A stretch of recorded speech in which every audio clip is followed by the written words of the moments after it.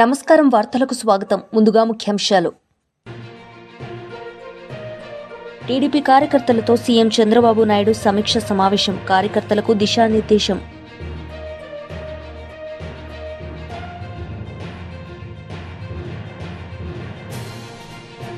కేంద్ర మంత్రి కిషన్ రెడ్డి మీడియా సమావేశం. పలు అంశాలపై వివరణ.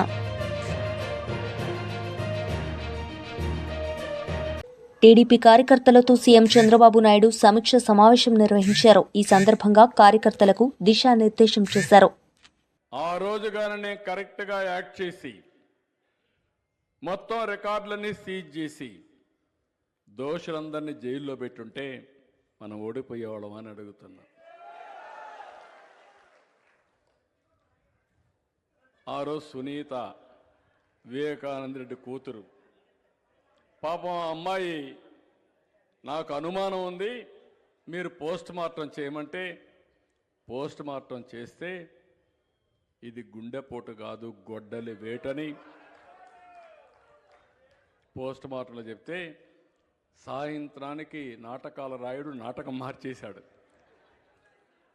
మా నాన్న చనిపోయాడు, ఇప్పుడు బాబాయ్ ఉన్నాడు, బాబాయిని కూడా చంపేశారంటే ప్రజలు అన్నారు. నెక్స్ట్ డే మార్నింగ్కి నారాసుర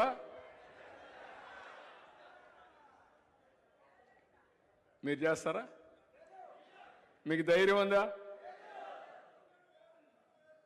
తమ్ముళ్ళు? బాబాయిని చంపే ధైర్యం మీకు ఉందా అని అడుగుతున్నా. చంపేసి సీఎం మీదో మీ ఎంపీ పైన మంత్రి పైన పెట్టగలుగుతారా అని అడుగుతున్నా మిమ్మల్ని. అలాంటి వ్యక్తిని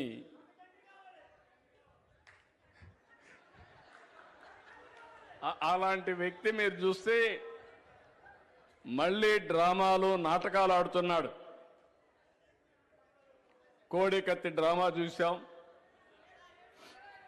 ఆ కోడికత్తి డ్రామా అతను చెప్పాడు పాపం, కానీ ఆ కోడికత్తి డ్రామా వేసిన వాడికి నరకాన్ని చూపించాడు, ఇంకా చూపిస్తూనే ఉన్నాడు.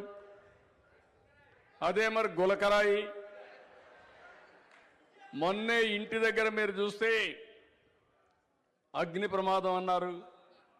నేను కూడా ఆలోచించా, అగ్ని ప్రమాదం అంటే చాలా జాగ్రత్తగా చూసుకోవాలి, మళ్ళా గొడ్డల వేటు కాకూడదు అని నేను ఆలోచించి ఏం జరిగిందో కనుక్కోమంటే ఏమి సాక్ష్యాలు రావు. వాళ్ళ ఇంట్లో సీసీటీవీ కెమెరా ఉంది. ఆ సీసీటీవీ కెమెరాలో డాక్యుమెంట్ ఇమ్మంటే ఫిగర్ ఇమ్మంటే ఎవరున్నా కానీ తప్పు జరిగితే ఇస్తారు కదా తమ్ముళ్ళు. మీ ఇంట్లో దొంగ వస్తే దొంగ వచ్చాడంటే సాక్ష్యం ఉంటే ఇస్తారా లేదా? ఏం చెప్పాలి? నిన్న పోయాడు, పొదులకి వెళ్ళాడు. ఏం చేశా పొదుల్లో? కాదు, పోయింది పొగాకు రైతుల్ని పరామర్శించడానికి. నేను అప్పటికే 12,000 రూపాయలు బర్లీ టొబాకో ఉంటే అధికార యంత్రాంగం నష్టం వస్తుందంటే ఒకటే చెప్పాను, నష్ట లాభాలు కాదు, నా రైతుని నేను ఆదుకోవాలి, ఎంతైనా భరిస్తానని 12,000 రూపాయలు కొనమన్నాను. ఏం చేయాలో తర్వాత ఆలోచించుకుంటా. నష్టం వస్తే భరిస్తా, కొంతవరకు రికవరీ చేయగలిగి చేస్తాం, అవసరమైతే క్రాప్ ప్యాటర్న్ పెంచాలంటే మార్చాలంటే మార్చుకుంటామని చెప్పాను. ఒక పక్క చిత్తూరులో మ్యాంగో రైతు ఇబ్బంది పడితే 12 రూపాయలకి వెళ్తే 8 రూపాయలు వాళ్ళని ఇమ్మని బలవంతంగా 4 రూపాయలు కేజీకి మనం ఇస్తున్నాం. రైతుకి ఎక్కడా ఇబ్బంది కలగకూడదని మనం కార్యక్రమాలు చేస్తామంటే అక్కడికి పోయి ఆ మార్కెట్ యార్డ్లో ఇష్టానుసారంగా చేసి వీళ్ళు పెట్టిన ప్లే కార్డ్ చూస్తే ఎదురొస్తే తొక్కేస్తాం. ఎవరు తొక్కేస్తారు? ఎవరు వస్తున్నారు మీకు ఎదురు అంటే? వీళ్ళు అనుకుంటున్నారు అపోజిషన్లో ఉండి రౌడీజం చేస్తాం. మొన్నటి వరకు పోలీసులు పెట్టుకొని రౌడీజం చేపించాం, ఇప్పుడు కూడా రౌడీజం చేయాలంటే సిడిరి అప్పలరాజు మీడియా సమావేశం నిర్వహించారు. ఈ సందర్భంగా ఆయన మాట్లాడారు. 67 లక్షల మంది విద్యార్థులు. I don't understand. Where do they got this 67 lakhs of figure? ఈ 67 లక్షల ఫిగర్ అనేది ఎక్కడి నుంచి వచ్చిందో తెలియదు అసలు. ఇది చాలా ముఖ్యమైనటువంటి అంశం. ఎందుకు ఈ మాట చెప్తున్నానంటే, ఈ భారతదేశంలో ఉన్నటువంటి అన్ని రాష్ట్రాలకు కూడా యూడైస్ ప్లస్ అని ఒక అప్లికేషన్ ఉంది. గవర్నమెంట్ ఆఫ్ ఇండియా దాన్ని మెయింటైన్ చేస్తూ ఉంటుంది. యూడైస్ యాప్ అంటే పాఠశాలల్లో జాయిన్ అయినటువంటి ప్రతి డేటా, వాడి ఆధార్ కార్డు నుంచి, వాడి అడ్రస్ నుంచి everything will be recorded. UDISE plus డేటాలో చాలా చక్కగా రికార్డ్ అయి ఉంటుంది. ఈ యూడైస్ ప్లస్ డేటా ప్రకారం చూస్తే 2023-24 గాను 2023-24 87,04,414 మంది. నేను డైరెక్ట్గా యూడైస్ సైట్లోంచి నేను మీకు చూపిస్తున్నాను. 87 లక్షల పైబడి 23-24 అకాడమిక్ ఇయర్ గాను గవర్నమెంట్ ఆఫ్ ఇండియా అఫీషియల్ సైట్లో ఉన్నటువంటి. మరి అలాగే 22-23కేమో 86 లక్షలు చూపిస్తుంది. 21-22కేమో 82 లక్షల పైబడి చూపిస్తుంది. 20-21కేమో 84 లక్షల పైబడి చూపిస్తుంది. 19-20 కాదు 83 లక్షల పైబడి చూపిస్తుంది. 19 దగ్గర ఎందుకు ఆగానంటే అప్పుడు మనం జగన్మోహన్ రెడ్డి గారు ముఖ్యమంత్రి అయినటువంటి సమయం. 19-20లో 83 లక్షల పైబడి యూడైస్ ప్లస్ డేటాలో ఉన్నటువంటి దిస్ ఇస్ ది డేటా. ఇవన్నీ డేటాలను కాదని ఈ 67 లక్షల డేటా ఎక్కడి నుంచి వచ్చింది మీకు? Where did you get this information? 67 లక్షల మంది పిల్లలే ఉన్నారని అంత బలంగా మీరు ఎలా చెప్తున్నారు?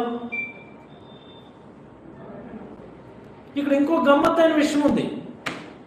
జగన్మోహన్ రెడ్డి గారు 19 మే 30 అంటే జూన్ మాజీ మంత్రి కేటీఆర్ మీడియా సమావేశం నిర్వహించారు. ఈ సందర్భంగా ఆయన మాట్లాడారు.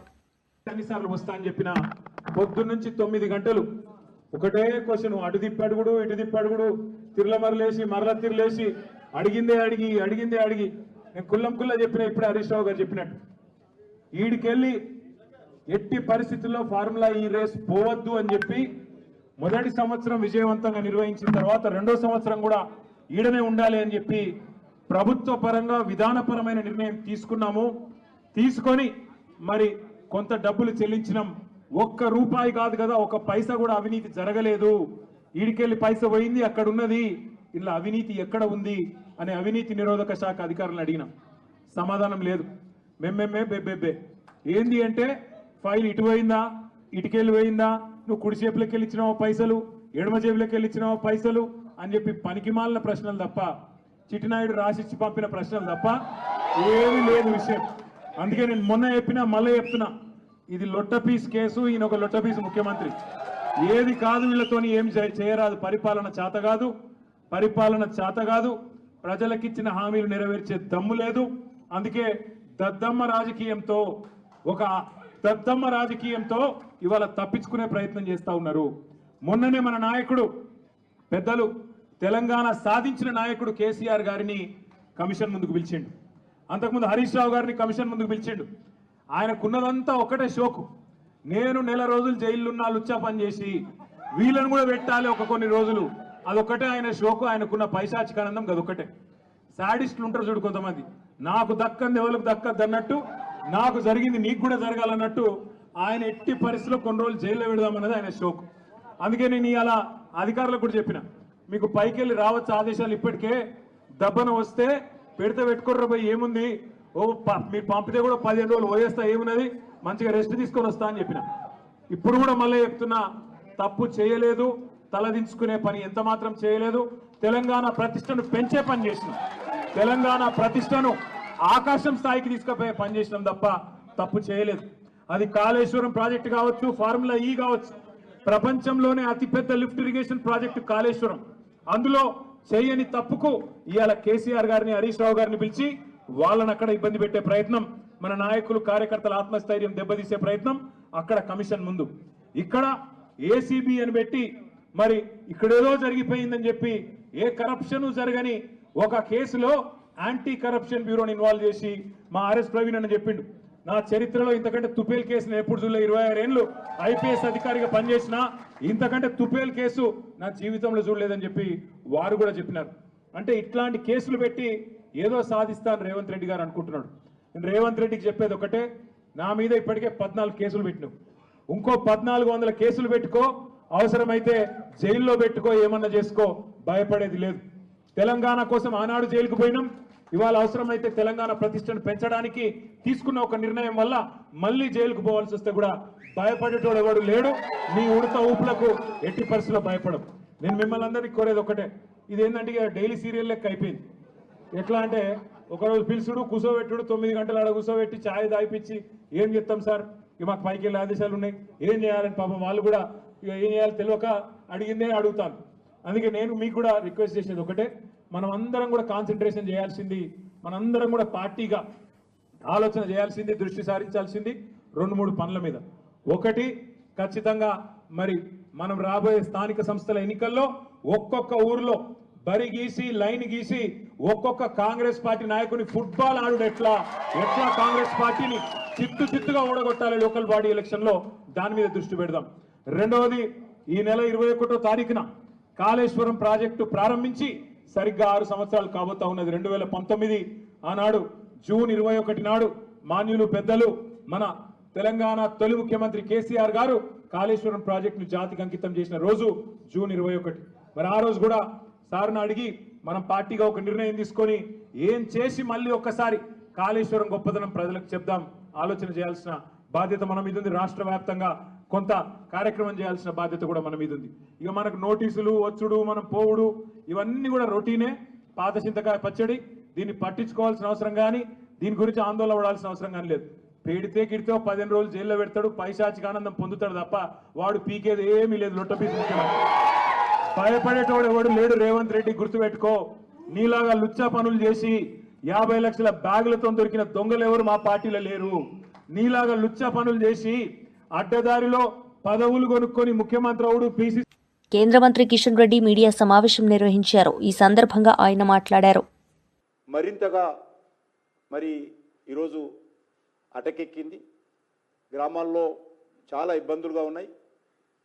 కాబట్టి రాష్ట్ర ప్రభుత్వము ఏమాత్రం ఇంకా ఆలస్యం చేయకుండా గ్రామ పంచాయతీ ఎన్నికలు, స్థానిక సంస్థల ఎన్నికలు వెంటనే సకాలంలో నిర్వహించాలని చెప్పి కూడా నేను భారతీయ జనతా పార్టీ తరఫున రాష్ట్ర ప్రభుత్వాన్ని డిమాండ్ చేస్తా ఉన్నాను.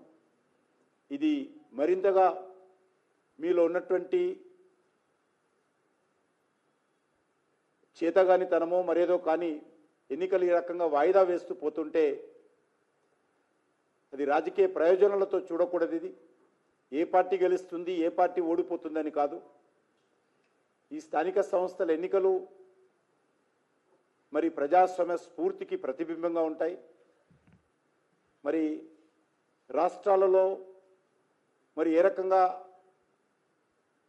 సకాలంలో ఎన్నికలు జరిగే విధంగా కొన్ని రాష్ట్రాలు కట్టుదిట్టమైనటువంటి చర్యలు తీసుకున్నాయి. కానీ మన రాష్ట్రంలో ప్రతిసారి ఒక తతంగంలాగా ఆలస్యం చేస్తూ ఉన్నారు. కాబట్టి ఇప్పటికైనా రాష్ట్ర ప్రభుత్వము ఈ యొక్క ఎన్నికలను షెడ్యూల్ ప్రకటించి ఇంకా తాత్సర్యం చేయకుండా సకాలంలో ఎన్నికలు నిర్వహించాలని చెప్పి నేను ఈ సందర్భంగా డిమాండ్ చేస్తున్నాను.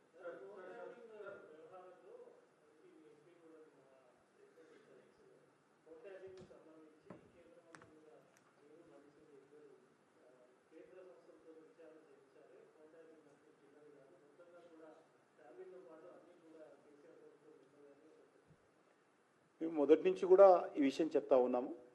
చివరకు భారతీయ జనతా పార్టీ తరఫున ఫోన్ ట్యాపింగ్ వ్యవహారంలో రాష్ట్ర హైకోర్టు కూడా వెళ్ళాము అఫీషియల్గా పార్టీ తరఫున. కేసు హైకోర్టులో పెండింగ్లో ఉంది ఇప్పటికీ. కాబట్టి ఇప్పటికి కూడా మేము కోరుతా ఉన్నాము, గతంలో ఇదే కాంగ్రెస్ పార్టీ ప్రభుత్వము ఫోన్ ట్యాపింగ్ వ్యవహారంలో కానీ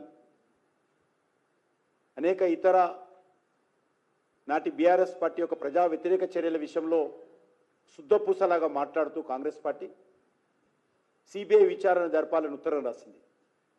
మరి ఈరోజు ఆ శుద్ధపూట మాటలు ఎందుకు పోయినాయి? ఈరోజు ఎందుకు గతంలో చెప్పినటువంటి మాట ప్రకారము కాంగ్రెస్ పార్టీ అధికారంలోకి వచ్చిన తర్వాత ఈ అంశం పైన సిబిఐ దర్యాప్తుకు ఎందుకు అడగడం లేదని నేను ఈ సందర్భంగా ప్రశ్నిస్తున్నాను. ఖచ్చితంగా మాకు పూర్తి విశ్వాసం ఉంది రాష్ట్ర న్యాయస్థానం. మరి ఎందుకంటే గతంలో ప్రభుత్వము రాష్ట్ర హైకోర్టులో ప్రకటించినట్టు, హైకోర్టుకు సూచించినట్టు న్యాయవాదుల ఫోన్లను కూడా ట్యాపింగ్ చేసినట్టు వార్తలు వచ్చాయి. అనేక మంది వ్యాపారస్తుల ఫోన్లు ట్యాపింగ్ చేసినట్టు వార్తలు వచ్చాయి. అనేక రకాలుగా మరి సినిమా నటులు, ఇతర ప్రముఖుల యొక్క ఫోన్లు కూడా ట్యాపింగ్ చేసినట్టు వచ్చాయి. చివరకు మా ఆఫీసులో పనిచేసేటువంటి సిబ్బంది ఫోన్లు కూడా మాతో సహా అనేక మంది మా పార్టీ నాయకుల ఫోన్లు కూడా ట్యాపింగ్ చేసినట్టు మరి ఈరోజు రాష్ట్ర ప్రభుత్వం హైకోర్టుకి ఇచ్చినటువంటి నివేదికలో మనం చూశాము. కాబట్టి నాకు పూర్తి విశ్వాసం ఉంది రాష్ట్ర న్యాయస్థానం దీనిపైన సమగ్రమైనటువంటి విచారణ జరిగి దోషులకు శిక్ష పడే విధంగా సిబిఐ దర్యాప్తుకు ఆదేశించాలని చెప్పి కూడా రాష్ట్ర న్యాయస్థానం ముందు మా పార్టీ తరఫున మేము మరి మా యొక్క పిటిషన్ వేసుకున్నాము. తప్పకుండా మా పిటిషన్కి అనుకూలంగా రాష్ట్ర హైకోర్టు తీర్పు ఇస్తుందని భావిస్తున్నాం.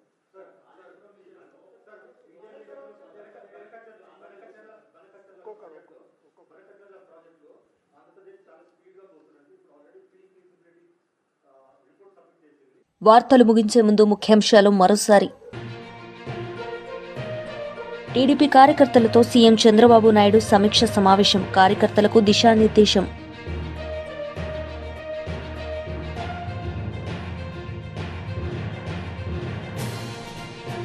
కేంద్ర మంత్రి కిషన్ రెడ్డి మీడియా సమావేశం, పలు అంశాలపై వివరణ.